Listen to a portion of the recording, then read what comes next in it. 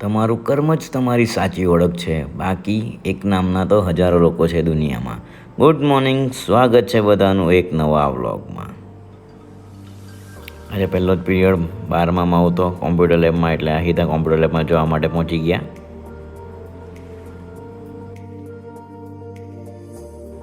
ચાની ચુસ્કી લેતા લેતા બહારનો નજારો જોયો.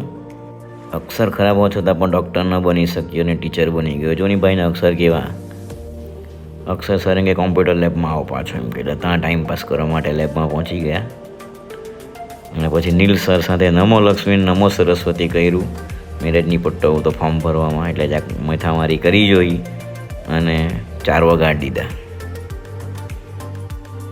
આજે હાફ ડે સ્કૂલ હતી, 12 વાગ્યાનો ટાઈમ હતો ઘરે જવાનો, પણ આપણને નીકળતા જોઈ લો 4:15 થઈ ગયા. આવું કામ માસ્તરનું. વરસાદો પડવાની તૈયારી કર્યા જ કરતો હતો, એટલે વ્યૂ રેકોર્ડ કરતાં કરતાં આપણે આ ઘરે જવા માટે નીકળી ગયા છે.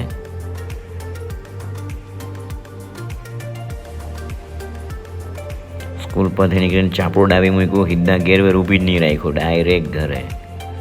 અને ઘરે આપણા મિત્ર પરેશભાઈ આવેલા હતા. પપ્પા અને પરેશભાઈ શેર માર્કેટને મ્યુચ્યુઅલ ફંડને બધી ચર્ચા વિચારણા કરતા હતા.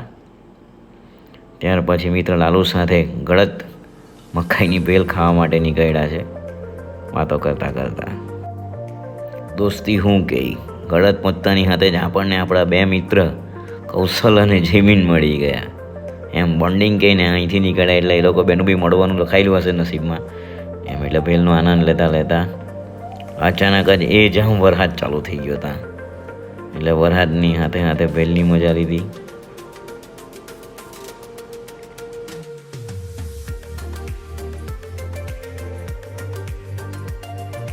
ઘરે આવીને એક્ઝામ આવતી છે એટલે પેપર બનાવવા બેઠા.